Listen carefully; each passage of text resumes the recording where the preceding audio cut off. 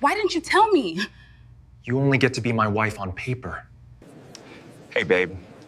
Can you come with me for a second? So that guy, who was he? Is that jealousy I sense?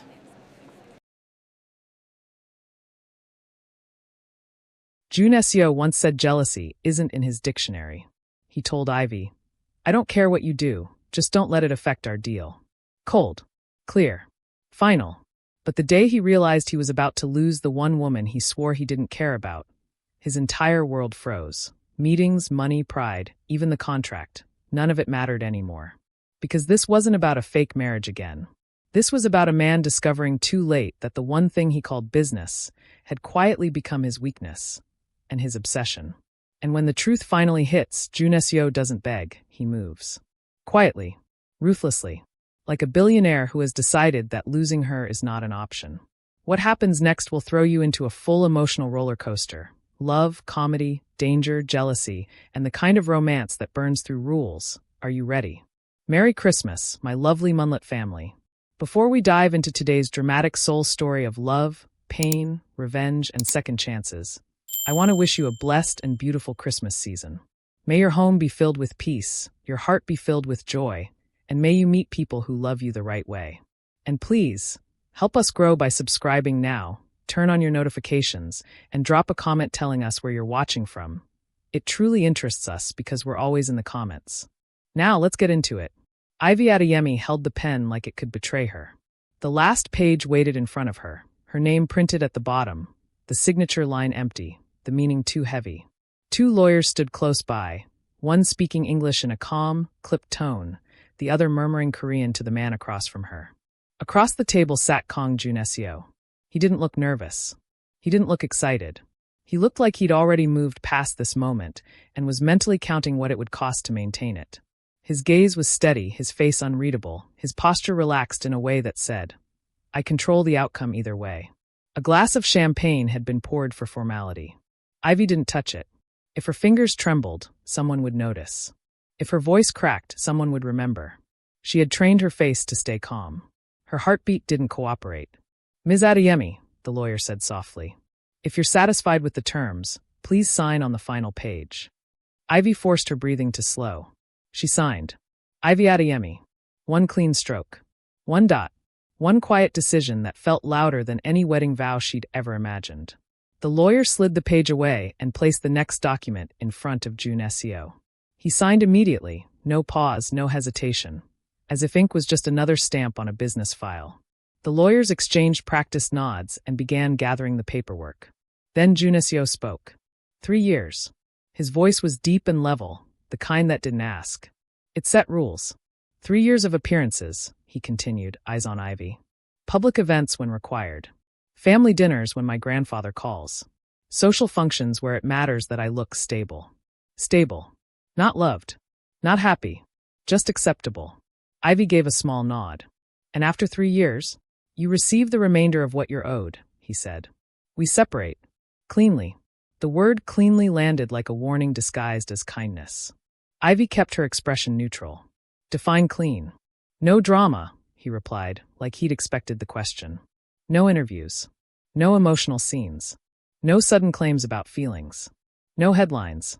We part ways like adults who completed an agreement. Ivy's mouth went dry, but she held his gaze. And while we're married? Separate lives, he said. Separate spaces. We are seen together when necessary. In private, we don't pretend. That sounded like relief. But his next words took that relief away. Discretion is not optional. Ivy's eyebrows lifted slightly. I understand discretion. No, he said, calm but sharper. You understand the word. I need you to understand the consequences. Silence stretched. One of the lawyers cleared his throat and looked away as if giving them privacy without leaving. Junio continued. My grandfather built everything I stand to inherit. He controls the board's confidence. He will not confirm me as CEO until he believes my marriage is real enough to satisfy his standards. Ivy didn't flinch. So I'm your proof. You are my wife, he corrected, emphasis deliberate. In public, always. Ivy forced a steady tone. Any other rules? Yes. He spoke like he was reading from a list he'd memorized. No affairs. No scandals. No private meetings that can be photographed and misinterpreted. And if someone from your past appears. Ivy's chest tightened. She hated that he could predict the exact fear she hadn't voiced. You handle it quietly, he finished. You don't entertain it. You don't create questions. Ivy's fingers curled once, then relaxed. This is a contract marriage. I assumed you wouldn't care who spoke to me. His eyes didn't change, but something in his voice cooled. I don't care who speaks to you. I care what it can cost me. There it was. Not jealousy. Not possessiveness. Strategy. Ivy nodded slow. And emotional expectations? Junio-seo's mouth formed the slightest, almost invisible line, as if the idea annoyed him. There will be none, he said. I won't ask you to love me. I won't ask you to act like you do when there's no audience. And you won't, Ivy said carefully, expect me to fall in love. He held her gaze for one extra beat, like he was testing her. This arrangement works because it requires nothing soft, he replied. Ivy swallowed the sting of that word, soft, because she knew it wasn't aimed at her alone. It was aimed at the entire concept of love. She sat back, keeping her voice even. Why choose me? Junio-seo didn't answer immediately. He looked at her the way people look at terms they're deciding to accept, measuring risk, benefit, unpredictability. Because you needed what I could provide, he said. And because you aren't starry-eyed. Ivy's lips parted slightly, then closed. She didn't like being reduced to a trait that made her easy. And, he added, you're not from my circles. Ivy's eyes narrowed. Meaning you don't have friends in my world who will take sides, leak stories, or weaponize your presence against me, he said. It also means when this ends, it ends. That part was the coldest. Not the money. Not the rules. Not even the threat of consequences.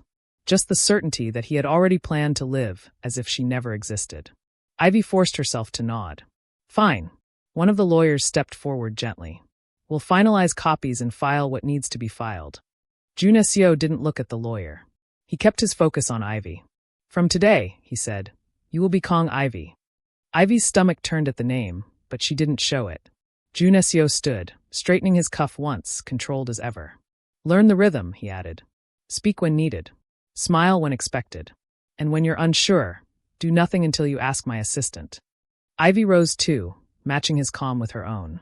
Inside, fear tried to climb her throat. She pushed it back down. Because she had signed. And now, the only way to survive Kang Joon-seo's world was to be as controlled as he was. Ivy walked out of the office with a new name sitting on her skin like borrowed fabric. It didn't fit yet. It didn't feel like hers. But she kept her face calm, because that was the first rule of Kang Joon-seo's world. Never let anyone see the part of you that is shaking. Her phone buzzed before she even reached the car. A message from her younger brother in Busan. Dad had another episode. Her chest tightened so fast it felt like someone had grabbed her heart with 2 fingers and squeezed. 6 months ago, her father had been the strongest man she knew. Loud voice, proud posture, hands always smelling like paint and old paper because Adeyemi Fine Arts had been their family's life for generations. But the stroke came like a thief. It didn't just steal his movement, it stole the truth he had been hiding. Debts. Bad loans. A collector who never paid. A landlord threatening eviction. Investors calling every day. And worst of all, the shame, because in the art world, reputation was currency. Once people smelled weakness, they circled like birds. That was when Kang Joon-seo's offer arrived. Not romantic. Not kind. Just direct. A fortune large enough to erase the debts, restore the gallery, settle hospital bills, and keep her father's name from being dragged through gossip. Ivy told herself she was doing this for her father. For her family. For survival. Not because the man she'd signed papers with had eyes that didn't blink when he spoke about leaving her in 3 years. Not because she hated that he had called feelings soft, like they were a disease. The wedding came quickly. Too quickly for her heart to fully catch up. 1 week she was reading contract clauses like prayers. The next week, she was standing in white, surrounded by people who smiled like they were watching theater. Ivy's hands were steady as she held her bouquet. She had practiced her smile until her cheeks ached. She had memorized the right amount of eye contact, the right amount of softness, the right amount of distance. Then she saw Junio-seo waiting. He looked untouched by the chaos around him. The suit fit him like it had been sewn into his body. His expression was composed, jaw tight, eyes cool.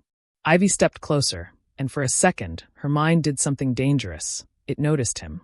Not the billionaire heir. Not the contract husband. The man. The clean line of his face. The way he didn't fidget.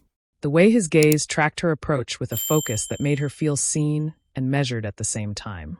When she reached him, he leaned down slightly. "You look stunning," he murmured. The words were meant for the crowd. The tone was meant for cameras. Yet something about the way his voice lowered, like he didn't want anyone else to own that moment, hit Ivy too personally. "Thank you," she whispered back. His jaw tightened just a little, like he was swallowing something he didn't want to taste. The ceremony was brief. The officiant spoke about partnership, about forever, about love, words that felt like decorations on a lie. Ivy kept her gaze forward. Junio's hand was warm when he held hers, but the warmth didn't feel like comfort. It felt like control practiced to perfection. When it was time for the kiss, Ivy watched his face for a signal. He gave none. He leaned in, lips brushing hers with a gentleness that looked intimate from a distance, but felt calculated up close. The kiss lasted exactly the right number of seconds, long enough to satisfy the old-fashioned eyes watching, short enough to avoid becoming real. Ivy pulled back, still smiling, still calm, while her chest thumped like it was angry at her. She turned slightly and saw Chairman Kang Dae-sung sitting in front, cane in hand, eyes sharp and unblinking. He didn't clap with excitement. He watched like a judge deciding if the performance deserved approval. Then Ivy's gaze moved again, and she saw her father. He sat in his wheelchair, suit pressed, eyes wet. Tears slipped down his cheeks freely, like he wasn't ashamed to cry in front of anyone. Not even this room full of strangers with money. Ivy's throat burned. She wanted to run to him. She wanted to tell him she'd fix everything without selling herself to a man who looked at marriage like business. But her father's eyes held hers, and in them she saw something stronger than sadness. Pride. "Thank you for saving us." So Ivy stayed where she was. Applause rose. Cameras flashed. Music started. And then it was time for the reception, time to become what everyone expected. The new wife who looked like she had been chosen, not purchased by a contract. Junio's hand found her lower back as they moved through greetings. His touch was careful, placed in the exact spots that looked affectionate. His smile appeared at the right moments. His laughter was light when people spoke to Ivy, like he was enjoying her, like he was proud. Ivy watched him do it and felt a strange chill. He wasn't pretending. He was performing. And he was good at it. During their first dance, he guided her with effortless control, their bodies moving in perfect rhythm, though they had practiced only twice. "You're doing well," he said quietly, lips near her ear. "Because you trained me," Ivy replied softly, smile still on. His hand pressed slightly firmer at her back, just enough for her to notice. "Be convincing," he murmured. Ivy's smile didn't break, but her eyes sharpened. "You don't have to tell me. You look like you've done this before." For the first time that day, something hardened in his expression. "You're reading too much," he said, still smiling for the crowd. "I'm observing," Ivy replied. He pulled her a fraction closer, still respectable, still proper, but close enough that she could feel the warning in it. "This benefits us both," Junio said, voice low, controlled. "Don't complicate it with judgments." Ivy nodded like an obedient wife, but inside her something rose, small, stubborn, and dangerous. Because if he could be this perfect in public, then what exactly was he hiding in private? And why did it feel like, even now, the room was watching her and waiting for her to fail?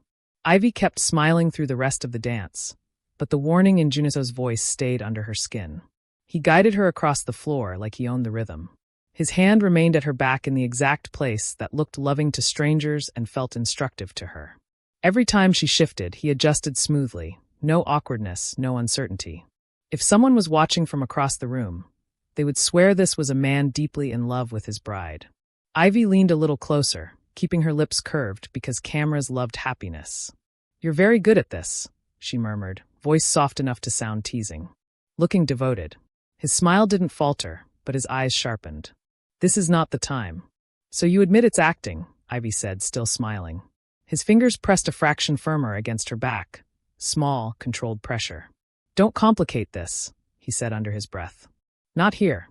Ivy held his gaze as they turned. "I'm not complicating anything. I'm just noticing." "You're noticing too loudly," he replied, and the words were calm, but they cut. "This benefits us both.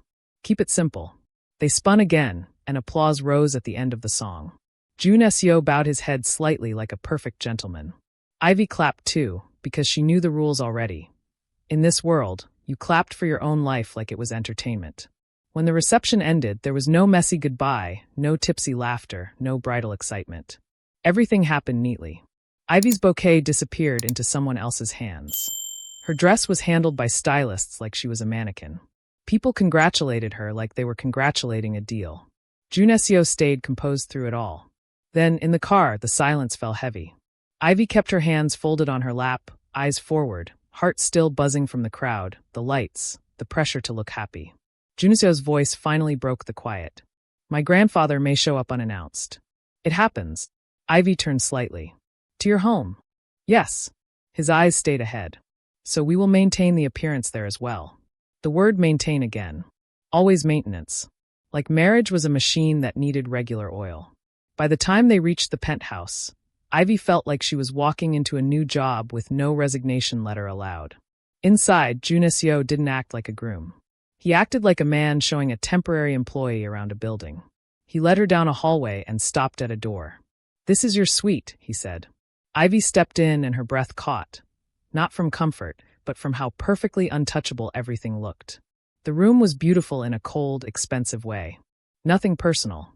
Nothing warm. No sign anyone slept there, laughed there, lived there. It was a space designed to impress and to keep feelings out. Junio pointed toward another door. That is a private entrance. If you want to come and go without being seen, use it. Ivy looked at him. Without being seen by who? Staff. Visitors.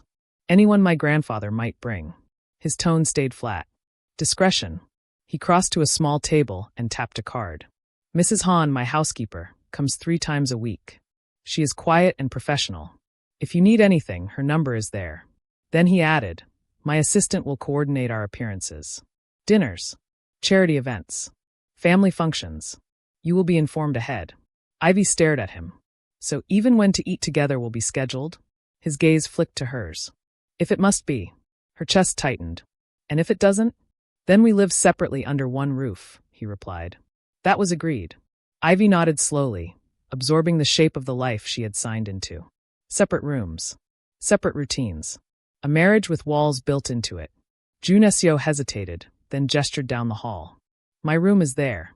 No invitation. No awkward wedding night expectation. Just a boundary drawn like a line on the floor. Ivy almost felt relief. Almost. He turned as if to leave, then paused at the door of her suite. If my grandfather comes, he said, we behave like a normal couple. He shouldn't sense distance. Ivy's mouth curved without humor. Normal. His eyes narrowed slightly. Convincing. She wanted to say something sharp, but she bit it down. Words were dangerous here. Words could become headlines. Junio's hand rested briefly on the doorframe. You can unpack. Rest. Tomorrow, my assistant will send your first schedule. Ivy didn't move. The question had been sitting on her tongue all day, growing heavier with every instruction he gave her. She couldn't carry it anymore. Junio. He looked back. Ivy met his eyes, forcing her voice to stay calm. Why me? For the first time, he didn't answer immediately. He studied her like he was deciding how much truth to give without creating problems. You needed something I could provide, he said finally. Ivy's jaw tightened. Money. Access, he corrected. Protection. Stability. And what do you need? She asked. A wife, he said simply. For my grandfather. Ivy exhaled slowly. You could have chosen anyone. A woman from your world. Someone your grandfather already approves of. His expression stayed unreadable. Someone from my world would come with expectations. Love. Ivy asked before she could stop herself. His eyes cooled. Attachment. Demands. Complications. Ivy's voice softened, not because she trusted him, but because she needed the answer. So you chose me because I'm what? Convenient. He didn't deny it. You're practical, he said. Not starry-eyed. Not chasing romance. That makes this cleaner. Cleaner. Again that word. Like feelings were stains. And, he added after a beat, you're outside my circle. Ivy's brows lifted. So I won't cause trouble. So you won't be used as a weapon by people who already hate me, he corrected. And when this ends, it ends. The finality in his voice made Ivy's stomach twist. He reached for the door handle. Good night, Ivy. Then he paused, almost like an afterthought. Remember, don't complicate this. The door closed with a soft click. Ivy stood alone, the silence loud. She walked further into the suite, eyes scanning the perfect furniture, the perfect sheets, the perfect emptiness. Everything looked like comfort, but it felt like a cage made of luxury. And Ivy understood something clear and cold. She hadn't entered a marriage. She had entered a system. And Kang Joon-seo was the kind of man who never let anything, especially a wife, disrupt his control. Ivy didn't sleep much that night. Not because she was afraid of Joon-seo walking into her room. He wouldn't. He had made the boundaries clear, and he kept his words like laws. She didn't sleep because the silence in the penthouse felt like a decision she couldn't undo. By morning, the routine started. A message came from his assistant with a tight schedule. Dates, times, wardrobe notes, where to stand, when to smile. Ivy read it like a new employee learning company rules. She learned quickly that nothing about being Mrs. Kang was accidental. And Junio? He became two men. At home, he was polite and distant, brief greetings, short nods, no unnecessary conversation. They could pass each other without touching. If they shared a space, he stayed at the edge of it like he was guarding his privacy. But outside, in front of people who mattered, he was a different person. His hand found hers naturally. His voice softened when he said her name. He looked at her like he was proud of her. The same man who could barely spare her a full sentence in the hallway could suddenly lean close and whisper, "Are you all right?" Like her comfort was his responsibility. It was a performance so perfect it frightened her. Ivy decided the only way to survive that performance was to use it. She threw herself into her work. Not in Nigeria. Not in Lagos. Her life was in Korea now, and if she was going to carry a borrowed name, she would make it valuable. Adeyemi Fine Arts wasn't dead. It was just relocated in reputation. She started reaching out to curators in Seoul. Collectors. Emerging artists. Galleries that would have ignored Ivy Adeyemi now replied quickly to Mrs. Kang. Doors opened. Meetings happened. People who once sent polite rejection emails suddenly offered introductions like favors. Ivy learned the truth of Joon-seo's world. Status didn't just give you comfort. It gave you oxygen. And she hated how much she needed it. 6 weeks into the marriage, the schedule brought her to a charity auction in Seoul. Ivy wore a deep emerald gown chosen by stylists who didn't ask her opinion. Her hair stayed in her sleek bun, tight and clean, because control was her shield. The diamond earrings on her ears were a gift from Chairman Kang Dae-sung. Heavy, cold, meant to announce to anyone watching that she belonged to the family now. Joon-seo stood beside her with his usual public touch, hand resting at her lower back. To everyone else it looked protective, affectionate. Ivy knew it was also a signal, stay aligned with me. She was reading the program when a voice slid in like an old song she didn't want to remember. Ivy Adeyemi, no. Ivy Kang now, right? Her body reacted before her mind did. Her stomach dropped. Her throat tightened. She turned slowly. Tunde stood there smiling like he had never caused her pain. He looked expensive now, tailored suit, confident posture, easy eyes. The kind of man who had found money and decided it erased his past. Ivy's heart did an uncomfortable flip.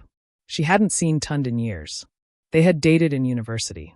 He had promised her big dreams, forever plans, then disappeared into silence with the excuse of business. No apology. No closure. Just absence. And now he was in Seoul, standing in front of her like the past had no weight. You look. Tunde's gaze swept her slowly, appreciating without shame. You look incredible. Joon-seo's hand pressed slightly firmer against Ivy's back. It was subtle, but Ivy felt it like a grip. Tunde, she managed, forcing her voice to stay steady. I didn't know you were in Korea. Just moved back permanently, he said smoothly, eyes still on her. And wow, marriage clearly agrees with you. Joon-seo's voice cut in, calm but colder than she'd ever heard it in public. Aren't you going to introduce us? Ivy inhaled once. Joon-seo, this is Tunde. We knew each other in school. Tunde's smile widened as he turned to Joon-seo. Westbrook-style power, he said with a chuckle, as if he was speaking to someone on his level. Kangwoo Group. Impressive. Joon-seo extended his hand. Their handshake locked. 1 beat. 2. Too long. Tunde didn't look intimidated. He looked amused, like he enjoyed testing boundaries. Ivy always did have excellent taste, Tunde added, eyes flicking back to Ivy. I was young and stupid enough to let her go. Joon-seo's jaw tightened. His smile stayed polite, but it looked sharp at the edges. And you know my wife, Joon-seo said, emphasis on my wife. How exactly? We dated, Tunde replied easily. And honestly, biggest regret of my life. Ivy's skin prickled. She tried to steer the conversation away, but the rest of the evening became a quiet battle she hadn't agreed to fight. Junio barely left her side. His hand moved from her lower back to her waist. He interrupted conversations whenever Tunde drifted too close. He redirected Ivy with gentle pressure, always smiling, always smooth, always in control. Tunde kept trying anyway. Each time Ivy saw him approach, Junio's posture shifted. His shoulders tightened. His eyes narrowed. It was like watching a man restrain a darker instinct in the middle of polite society. By the time they got into the car, Ivy's head was pounding. Silence stretched between them, tight, heavy, angry silence. "You were rude," Ivy said finally, voice controlled but sharp. Junio's hands tightened on the steering wheel. "I was protecting the arrangement." Ivy turned to face him. "The arrangement? He was looking at you like a man who wants what he walked away from," Junio said, voice tight. "That's not acceptable." "Acceptable?" Ivy's laugh came out dry. "Junio, this is a contract." He didn't look at her. "People talk." Tunde was being friendly. "Tunde was claiming you," he snapped, then caught himself, his tone dropping back into control. "And if that becomes a story, it undermines everything." Ivy's anger rose. "You said separate lives. You said no emotional expectations. So why are you acting like—" They reached the penthouse. Ivy moved to get out, but Junio reached across and caught her wrist. His grip was gentle, firm enough that she couldn't pretend it wasn't there. Ivy froze. Junio finally looked at her, and something in his eyes was different. Not business. Not performance. Intensity. "I need to know," he said quietly. "Are you still in love with him?" The question hit Ivy like a slap. She stared at him, heart hammering, mind spinning. This wasn't part of any clause. This wasn't a rule. This sounded like something he had no right to ask. "No," she said at last, voice steady even as her pulse betrayed her. "He's old history." Junio's grip loosened slightly. His shoulders released just a fraction, as if he'd been holding his breath. Then his face reset, mask back in place. "Good," he said, cold again. "Because appearance matters." He let her go, and Ivy walked into the penthouse with her wrist still tingling, realizing something she didn't want to name yet. Kang Joon-seo's control wasn't slipping. It was changing shape. Ivy woke up with her wrist still remembering his grip. Not pain, not bruises, just the lingering heat of contact that felt too real for something that was supposed to be business. She stood in front of the mirror, fixing her sleek bun, tightening it the way she tightened every emotion inside her. Neat, controlled, unbreakable. Her phone buzzed with reminders. Opening tonight. The reopening of her soul-facing gallery show. Her first major event since becoming Mrs. Kang. The one meant to announce her professionally to the people who mattered. If she did it right, her name would stop sounding like foreign wife and start sounding like serious curator. A knock came, then her assistant's voice through the door. "Madam Ivy, delivery." When Ivy stepped out, she found the hallway filled with white roses. Not a small bouquet. An enormous one, full, expensive, impossible to ignore. The scent was strong, sweet, too dramatic. A staff member smiled widely. "Wow, your husband is so romantic." Another whispered, "He's obsessed." Ivy didn't smile, because she saw the card. Short, clean handwriting. For the opening tonight. J. No apology for last night. No explanation for his jealousy. No warmth. Just a reminder of duty wrapped in petals. Romance for the public. Control for her. "Put it in the front," Ivy said calmly, and walked away before her face could reveal what her chest was doing. Minutes later, her phone vibrated again. Unknown number. She opened it once, and her stomach turned cold. "Coffee this week? We need to talk properly." Tunde. Ivy stared at the screen for half a second longer than she should have. Her thumb hovered. Her mind raced. Not because she wanted him, but because she could already hear Junio's voice saying appearance matters like it was a weapon. She deleted the message. Immediately. No reply. No hesitation. No opening.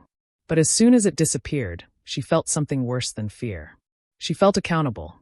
And that realization irritated her. By evening, Ivy was ready. Not with excitement, with precision.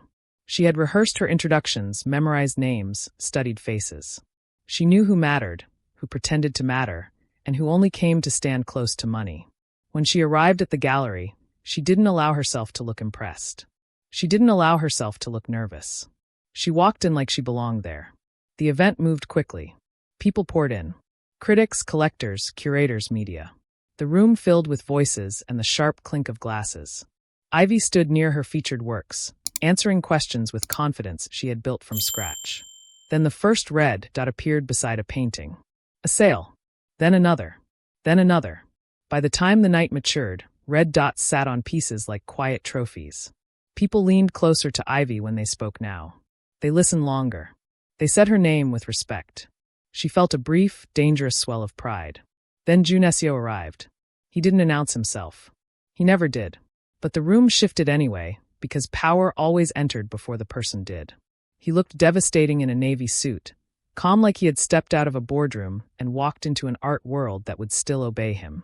And beside him walked Chairman Kang Joon-seo. The old man leaned on his cane, eyes sharp, scanning the space like he was assessing an acquisition. But when he looked at Ivy, his face softened slightly. "Impressive," he said, voice carrying weight.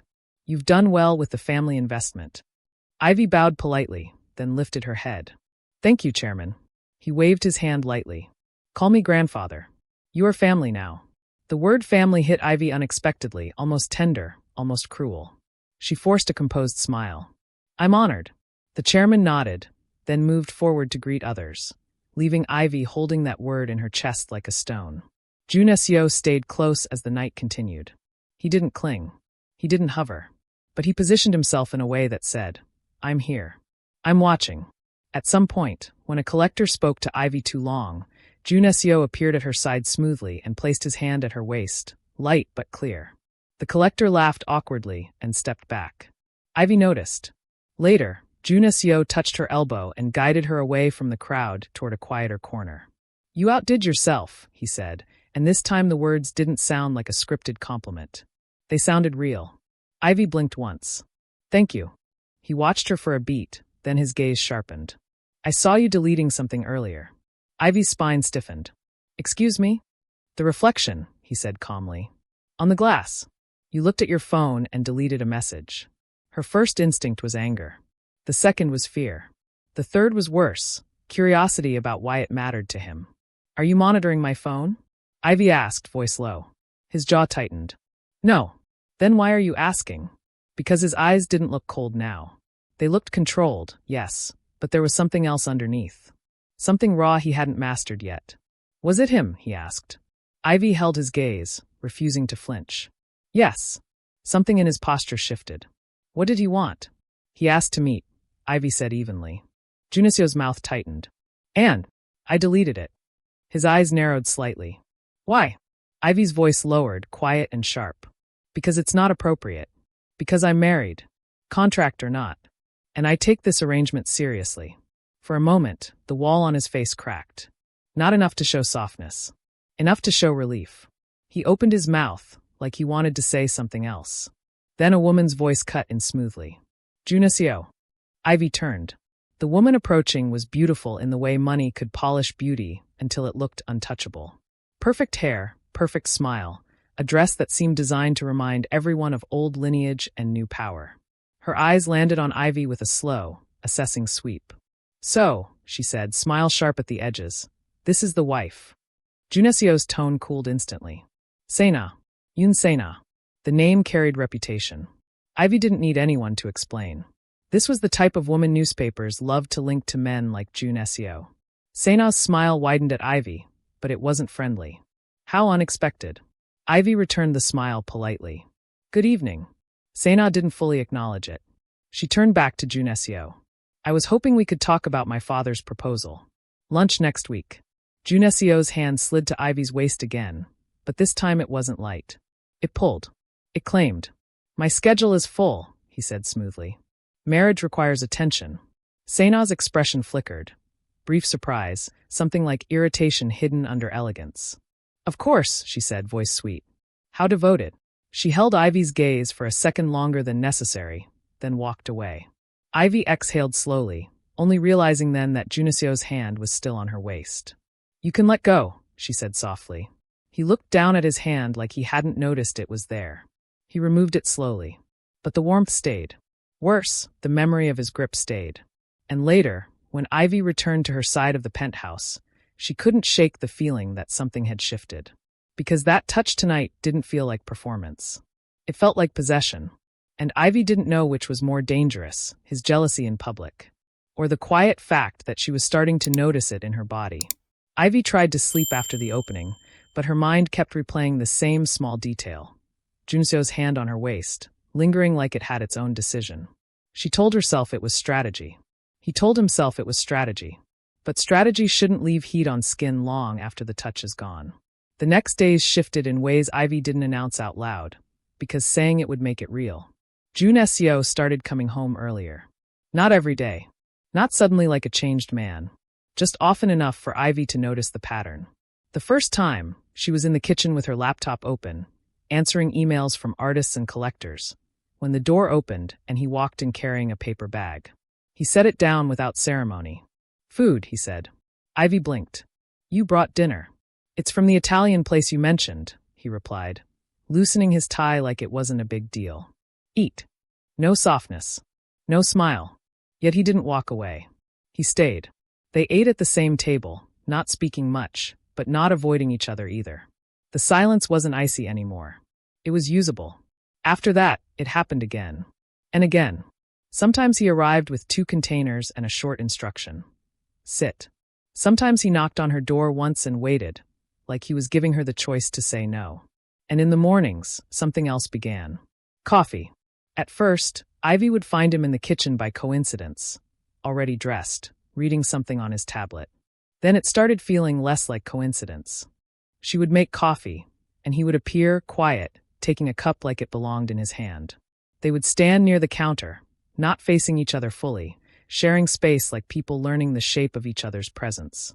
Small conversations slipped in. A remark about politics. A question about an artist's background. A dry comment about his grandfather's latest demands.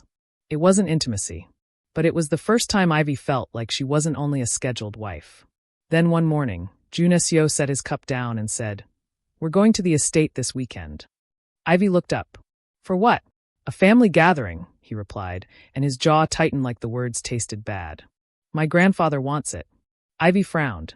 "I thought it was mostly just you and him." "There are relatives," Junio said. "Cousins. Second cousins. People who hover around money like flies around sugar." Ivy's eyes narrowed slightly. "And they'll be watching me." "They'll be watching us," he corrected. The way he said us made Ivy pause. Junio's gaze sharpened. "My cousin Kang Taehyun will be there. He never misses an opportunity to remind everyone that if I hadn't gotten married, he would be next in line for CEO. So he thinks our marriage is fake," Ivy said. "He doesn't think," Junio replied. "He wants to prove it." Ivy kept her voice calm. "How?" "He'll ask questions," Junio said. "Watch how we sit, how we touch, how we react to each other. He'll look for gaps." Ivy's stomach tightened. "And if he finds them?" Junio's expression went hard. "Then he takes everything." Ivy held his gaze. "Everything. My position," Junio said quietly. "My grandfather's trust. The board's confidence. The company." He leaned forward slightly, voice dropping.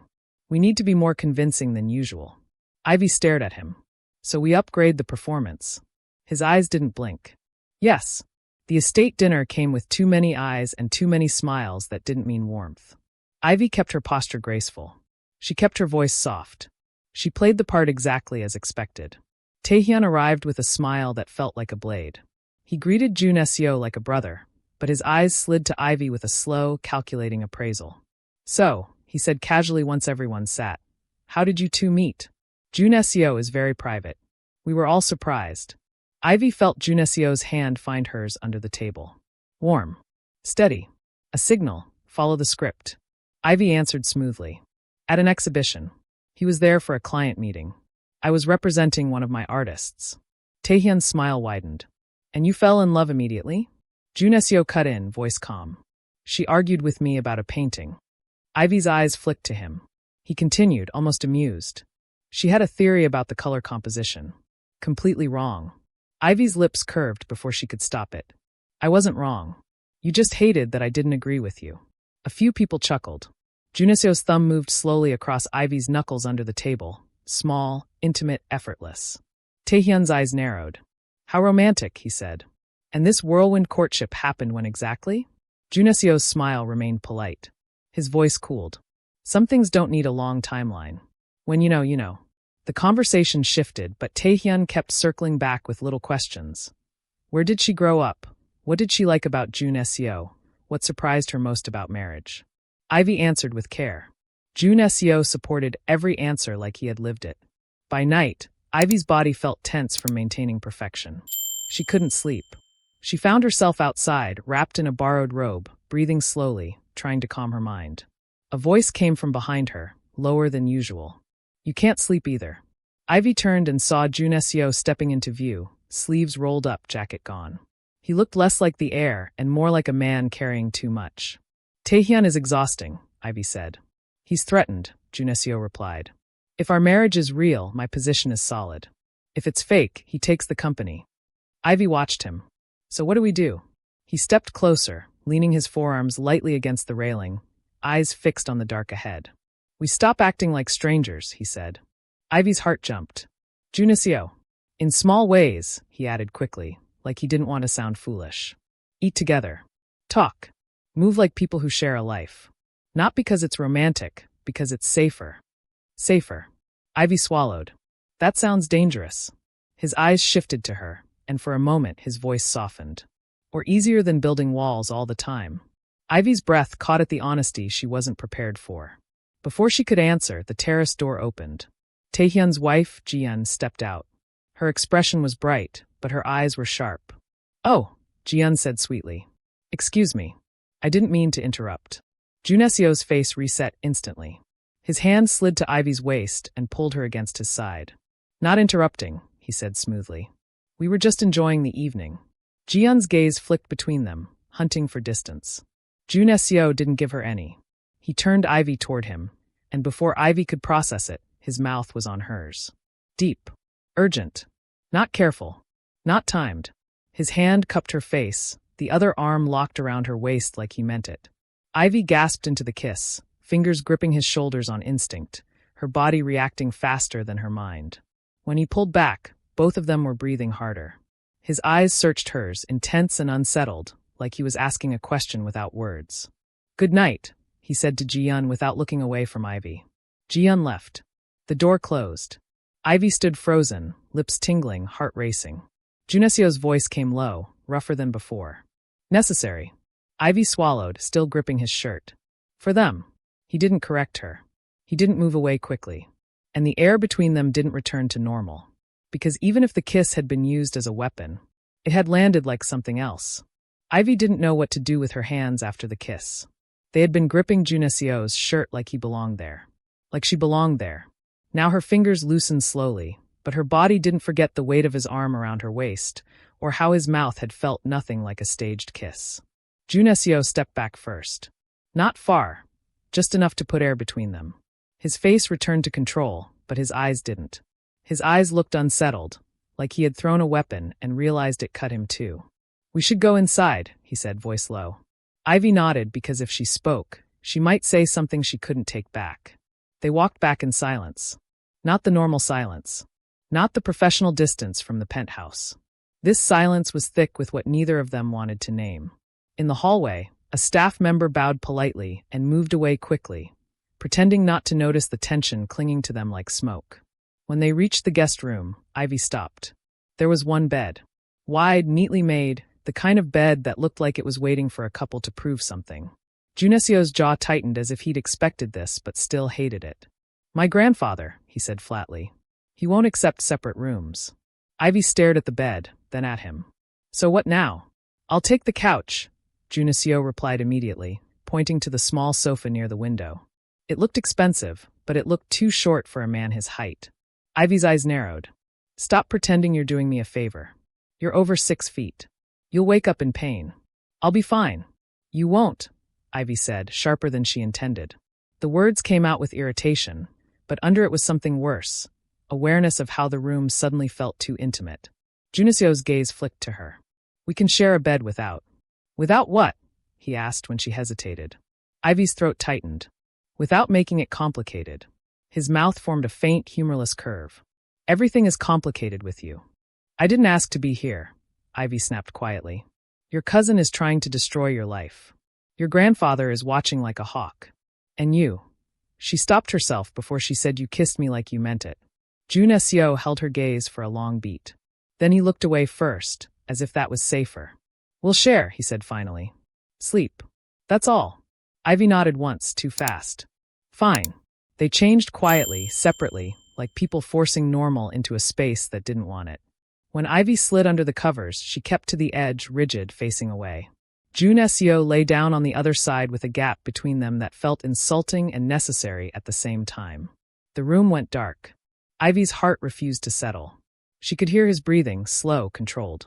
She could feel the slight dip of the mattress where his weight pressed down. She hated that her body noticed every detail. Then his voice came, low and careful. I should apologize. Ivy stared at the darkness. For what? For the kiss, he said. Her fingers curled around the sheet. You did what you had to do. Silence. Then Junio spoke again, quieter. And if it wasn't only that? Ivy's breath caught. She turned her head slightly, not enough to face him, but enough to show she had heard. Don't, she said.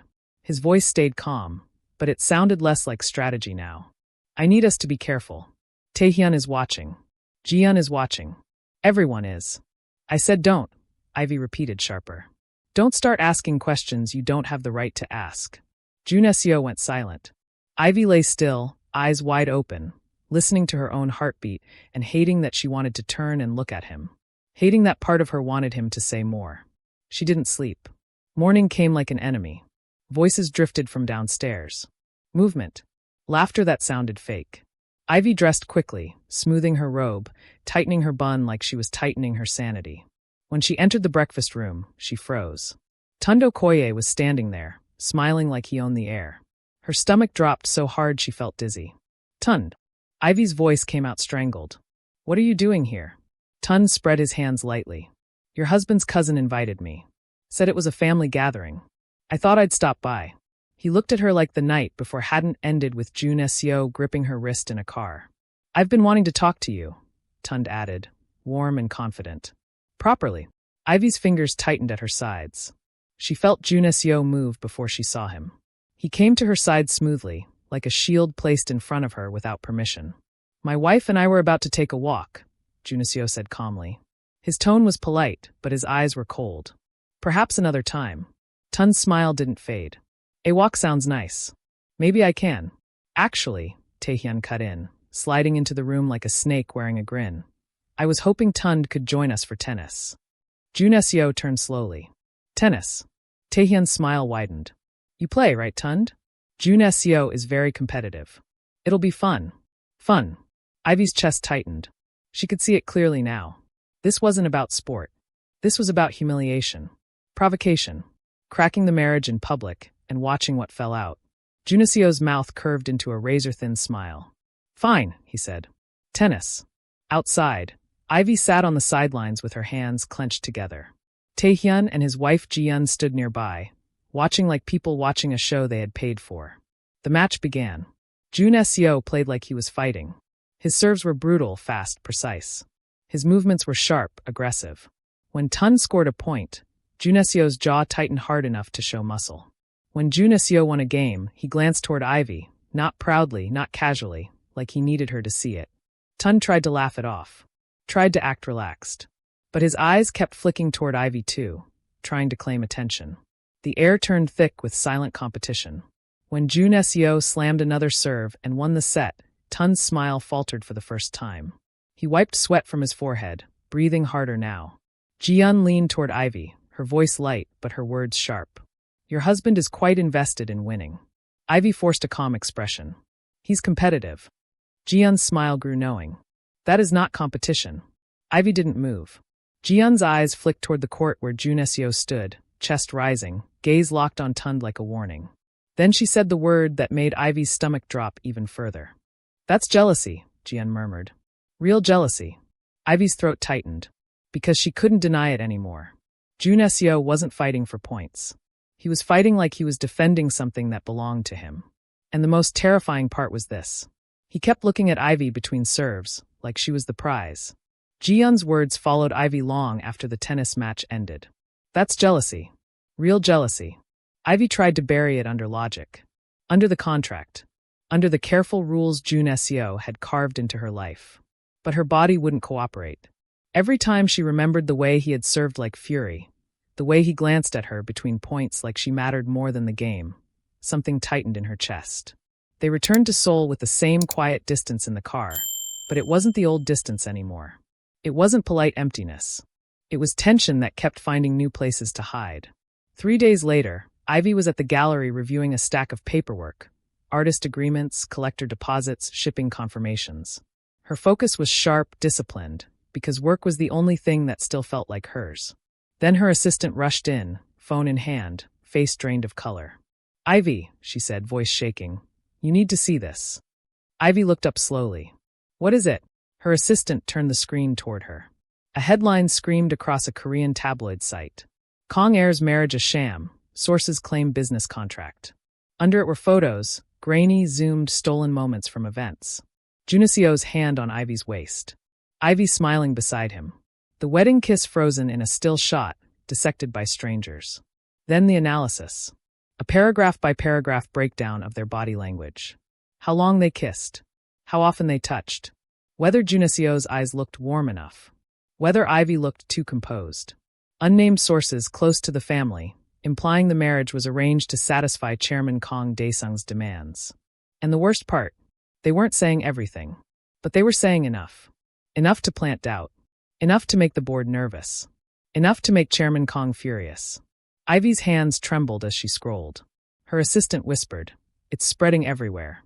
People are reposting it." Ivy swallowed hard. Her throat felt too tight to breathe properly. She didn't waste time arguing with panic. She called Junio immediately. He answered on the first ring. "I've seen it." Ivy's voice came out controlled but thin. "We need to talk." "I'm sending a car," he said. No emotion. Pure command. "Come now." Ivy was in his office less than 30 minutes later. He was standing with his back to her, looking out over the city like he could force it to behave by staring at it. His shoulders were tense, posture rigid in a way Ivy had never seen before. He turned when he heard her steps. His face looked calm, but his eyes looked exhausted. "Trevor," Ivy started, then stopped. Junio cut in. "Taehyun." The name came out like a verdict. "It has to be him," he said, voice tight. "He's been digging. Now he wants to force our hand." Ivy's pulse hammered. "What do we do?" Junio moved toward his desk. Papers were already spread out, phone open, messages flashing. His legal team was being summoned like soldiers. "My lawyers will deny it," he said. "Threaten defamation. Threaten lawsuits. Make it expensive for anyone to keep chasing this story." Ivy swallowed. But it started as an arrangement. His eyes snapped to hers. "A contract," Ivy added, quieter now. "It's true." Junio stepped closer, the air tightening around him. "It's nobody's business." Ivy held his gaze. "It will be his business. Your grandfather's. The board's." Junio's jaw flexed. He looked like he wanted to crush something, but the only thing within reach was his own control. He exhaled slowly. "This is going to get worse before it gets better." Ivy's voice dropped. "I know." He came closer again, stopping directly in front of her. Not touching. Just close enough that Ivy felt the heat of his presence. "Victoria," he began, then corrected himself sharply. "Ivy." Her chest tightened at the slip, like even he didn't know which version of her existed anymore. He spoke slowly, carefully. "Reporters will follow you. People will ask questions. Every photo will be analyzed. Every interaction will be picked apart." Ivy nodded. "I signed. I won't break the agreement." His eyes hardened briefly. "That's not what I'm asking." Ivy blinked. "Then what are you asking?" His voice dropped. "I'm asking if you'll stay through this." Ivy's breath caught. Not as a clause. As a choice. She stared at him, struggling to form words. Because the truth was ugly and complicated. Yes, she had signed a deal. Yes, she needed the money and access. But no contract had prepared her for this strange thing happening between them. The looks, the touches, the jealousy that didn't make sense. Before Ivy could answer, the office door flew open. Chairman Kang Dae-sung stormed in, cane striking the floor hard, face flushed with anger. The room froze. Junio straightened immediately. "Grandfather." "Is it true?" the chairman thundered, voice shaking. "Tell me the truth, Junio. Is your marriage to this girl a business arrangement?" Ivy's stomach dropped. The silence stretched like a rope pulled too tight. Junio looked at his grandfather. Then he looked at Ivy. Ivy saw it, the moment he decided what to say. No, Junio said firmly. It's not. The chairman's eyes narrowed. The article says. The article is written by people who don't understand what we have, Junio snapped, and Ivy heard the strain underneath his control. The chairman lifted his cane slightly like he could point it at lies. Then look me in the eye and tell me you love her. The words hit Ivy like ice water. Her heart stopped for a beat. This wasn't in any script. This wasn't something they had rehearsed. Junio's hand found Ivy's, tight, urgent grip like he needed the anchor. He opened his mouth. Closed it. His throat moved as he swallowed. "I," his voice caught. For the first time, he sounded human. "Grandfather, I can't." The chairman's face hardened with disappointment, so sharp Ivy felt it like a slap. "I knew it," Chairman Kang hissed. "You lied to me. You used this girl." "That's not true," Ivy blurted before she could stop herself. Both men turned to her. Ivy's voice shook, but she stood straight. "Chairman, grandfather, yes. It started as an arrangement." Junio's grip tightened on her hand. Ivy forced the words out. But it changed. The chairman laughed once, bitter. "Words." Junio suddenly stepped forward. "Watch us," he said. "Give us time to prove it." The chairman's eyes narrowed. "How much time?" Junio didn't blink. 6 months. Ivy's stomach dropped again. "If after 6 months you still believe we're lying," Junio continued, voice steady now, "I will step down as CEO. I will dissolve the marriage. Taehyun can have everything." The chairman stared at him for a long moment. Then his cane tapped the floor once. 6 months, he said. "I will watch every dinner. Every interaction. If I sense deception, you will lose more than the company, Junio. You will lose my respect." He turned and left as quickly as he came. When the door shut, the silence that remained felt heavier than the storm outside. Ivy's legs felt weak, but she refused to sit. 6 months. They had just turned a contract into a countdown. And Ivy couldn't tell which scared her more. The risk of being exposed, or the fact that Junio's hand was still holding hers like he didn't know how to let go. The door had barely stopped shaking from Chairman Kang's exit before Ivy realized she was still holding Junio's hand. Not loosely. Not politely. Like a lifeline. She tried to pull away gently, but his fingers tightened for a second, then released as if he caught himself. As if he remembered the rules he used to live by. Ivy stayed standing because if she sat, her legs might not obey her again. 6 months, she whispered, more to herself than to him. Junio turned toward the window, shoulders tense, and dragged a hand through his hair, an unguarded movement that didn't match the man she had signed papers with. "I panicked," he said quietly. Ivy swallowed. "You offered your position like it was change." "I offered it because I couldn't let him walk away believing you were a tool," Junio replied, and the words came out sharper than his tone. "I couldn't let him reduce this to gossip." Ivy stared at him. "Reduce what?" He didn't answer immediately. He paced once, then stopped, facing the city again like the view could lend him control. Then he spoke, slowly, like each sentence was a confession he hated giving. "Since the estate," he said, "things haven't been stable." Ivy's chest tightened. She knew what he meant. The kiss. The tennis match. The way his hand had stayed on her waist at the opening like it belonged there. "I haven't been able to stop thinking about it," Junio continued. His voice dropped. About how wrong it felt when he showed up. Ivy's fingers curled at her sides. "Tunde." "Yes." Junio turned, and his eyes looked raw now, not polished. "When he stood near you, when he looked at you like he could still claim you, it made me want to do something stupid." Ivy's breath caught. "Junio." He cut in, voice firmer, as if he needed to force the truth out before he lost the courage. "I'm jealous." The word landed heavy, shocking in its simplicity. Junio exhaled hard, like saying it hurt his pride. "Jealous," he repeated, almost bitter. "Genuinely. Irrationally. Like I don't know how to switch it off." Ivy stared at him, heart pounding too fast. He took a step closer, not touching yet, but closing the distance the way he did before a decision. "When your phone lit up," he said, "when I thought it might be him, I felt angry. Not strategic anger. Not business anger." His jaw tightened. The kind of anger that has no right to exist in a contract. Ivy's throat went dry. "Then why are you saying this?" "Because my grandfather gave us 6 months, Junio said, voice low. "And because I can't do 6 months pretending this doesn't exist." Ivy held his gaze, forcing herself to stay steady. "You mean your jealousy?" "I mean," he hesitated, and for the first time he looked unsure. Whatever this is turning into. The words should have scared her away. They did scare her. But not enough. Ivy took a slow breath. You asked me earlier if I was going to walk away. Junio-seo's eyes narrowed. Yes. Ivy nodded once. You want the truth? He didn't answer, but his face said yes. Ivy swallowed. I deleted Tun's message. Junio-seo's eyes flickered. Not because I was afraid of a scandal, Ivy continued, voice quiet but clear. Not because of duty. Not because of the contract.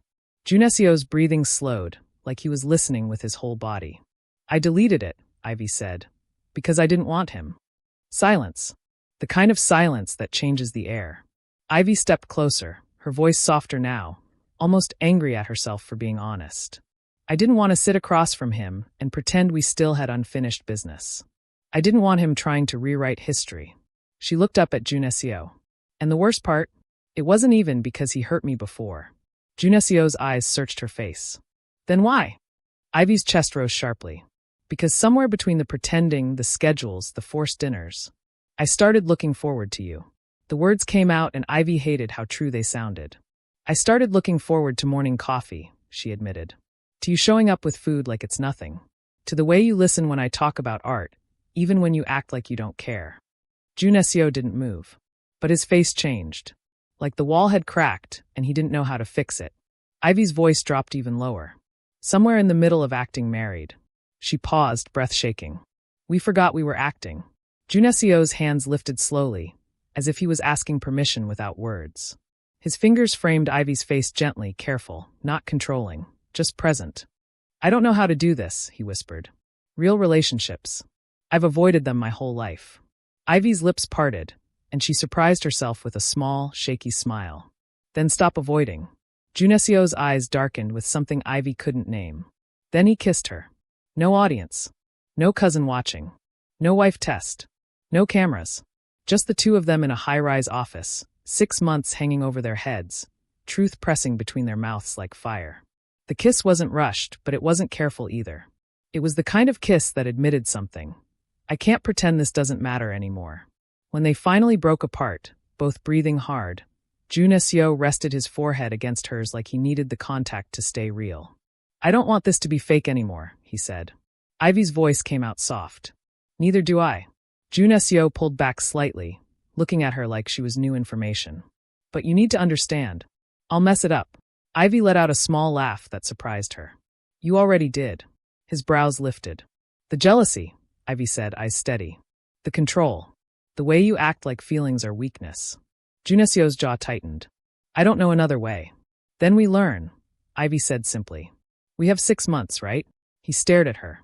Ivy reached for his hand and laced her fingers through his firm. We used the 6 months to prove it to your grandfather. She squeezed once. And to prove it to ourselves. And that became the shift. Not overnight. Not magically. But steadily. Junio-seo started showing up, fully. Not just for events. He came home earlier without excuses. They ate together more often than not. Sometimes they argued over small things. How much pepper belonged in a dish, whether a painting was brilliant or arrogant. Sometimes he sat with her while she reviewed gallery plans, not speaking, just being there.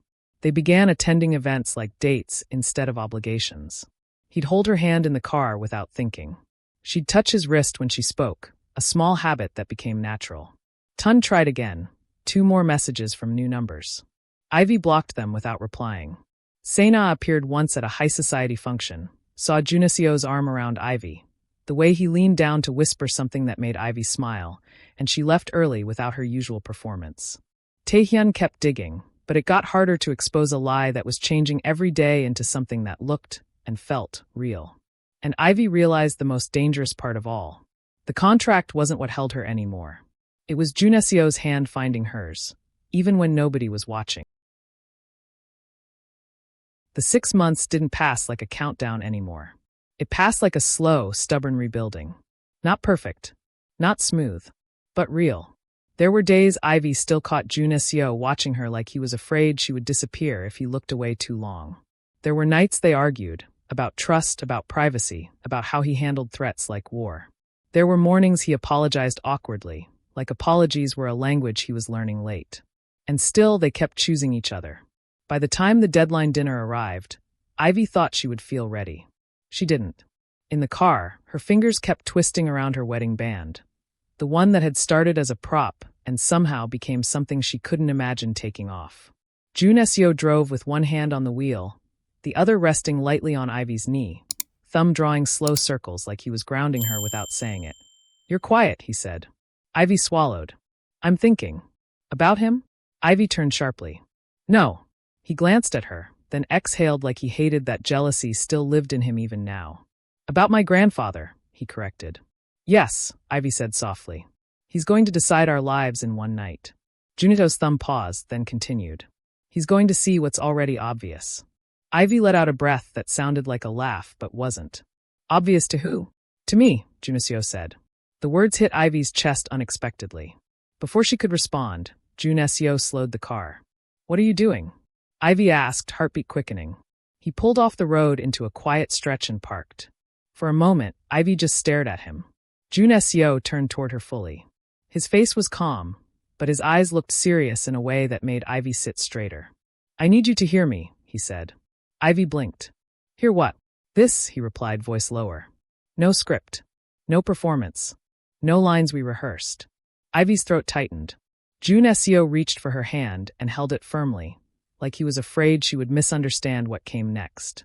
"When the tabloids exploded, I asked if you would stay," he said. "I told myself it was about survival. Reputation. Power." His gaze locked onto hers. But it wasn't only that. Ivy didn't move. She barely breathed. Junio swallowed, then continued, words steady but raw. "I didn't want you to leave because I didn't want to lose you." Ivy's heart hammered. He gave a small, humorless breath. "I used to think love was something that made people weak. That it ruined judgment. That it was a distraction." His thumb rubbed her knuckles gently. "Then you walked into my life like a deal, and somehow turned into the most real thing in it." Ivy's eyes burned. Junio's voice softened, almost ashamed of its honesty. "It's complicated. Unexpected. Not how I planned. But it's mine. And I don't want to live like it's temporary." Ivy whispered, Junio. He shook his head slightly, cutting her off, not harshly, just firmly, like he needed to finish before fear stopped him. He reached into his jacket pocket and pulled out a small velvet box. Ivy froze. Her breath caught so sharply it almost hurt. Junio opened the box. Inside was a sapphire ring surrounded by diamonds, elegant, not loud. Not the kind of ring designed to announce status. The kind designed to be chosen with care. Ivy stared as if she didn't trust her eyes. "That first ring," Junio said quietly, "was for appearances." Ivy swallowed. This one is for you," he replied. He lifted the box slightly, holding it between them like an offering he couldn't hide behind. "We are already legally married," he said. "But I'm asking you now properly." Ivy's lips trembled. He continued, voice steady. "I want a marriage that isn't held together by clauses. Not because my grandfather demanded it. Not because the board needed it. Not because you needed saving or I needed a title." His eyes searched hers. "I'm asking because I love you." The words sat in the car like a shockwave. Ivy blinked, tears spilling before she could stop them. "You love me?" she whispered, like she needed to hear it twice to believe it. Junio nodded once, jaw tight with emotion he didn't know how to carry gracefully. Desperately. Inconveniently. Completely. A laugh broke out of Ivy through her tears, soft and disbelieving. "We're already married." Junio's mouth curved into a real smile, small but genuine. "So is that a yes?" Ivy reached out and touched the sapphire lightly, like it might vanish. Then she looked at him, eyes wet, voice sure. "Yes," she said. "Yes to all of it." Relief crossed his face so fast Ivy almost missed it. He took her hand carefully and slipped the ring onto her finger beside her wedding band. Ivy leaned forward and kissed him, soft, trembling, full of everything she couldn't fit into words. When they pulled apart, Junio rested his forehead against hers for a second, breathing like he had been holding his breath for 6 months. Then he started the car again. At the estate dinner, Chairman Kang waited, cane resting against his chair, eyes sharp as ever. Ivy expected interrogation. Instead, the old man watched them. Not their words. Their hands. How Junio reached for Ivy's fingers without thinking. How Ivy touched his wrist when she spoke. The way their bodies angled toward each other naturally, like they belonged in the same space. His gaze dropped to Ivy's finger. The sapphire caught the light. Chairman Kang's expression changed, slowly, like a man trying not to show emotion and failing. "Well," he said finally, lifting his glass, "I suppose I don't need 6 months after all." Ivy's breath left her. Junio's shoulders loosened like a weight slid off his spine. "To you both," the chairman continued, voice quieter now, "may your marriage be as real as it looks." When they left the estate later, Ivy kept staring at the ring like it was proof she hadn't dreamed the whole thing. In the car, she finally whispered, "We should tear up the contract." Junio glanced at her, then smiled, calm, almost amused. "I burned the original 2 months ago," he admitted. Ivy's eyes widened. "You burned a legal document?" "I kept copies for the lawyers," he said quickly. "But the original, it felt wrong having it between us." Ivy leaned back, heart full, voice soft. "So paper doesn't define us anymore." Junio squeezed her hand. "It never did." Months later, they stood again in the same garden where it had all started. No cameras, no forced smiles, no stopwatch kiss. This time, every vow landed like truth. And back in Seoul, the real proof came in the simplest moments. Morning coffee shared in quiet comfort, a hand reached out without thinking, laughter in a kitchen, Ivy's work thriving with steady support, and a man who used to fear love choosing it, every single day. And just like that, what started as a contract turned into the kind of love that can't be negotiated, only chosen. If you enjoyed this story, please hit like, subscribe to Munlyt Stories, and tell us in the comments which country you're watching from. Until next time, stay safe, stay soft, and remember, sometimes the biggest love begins with the biggest lie.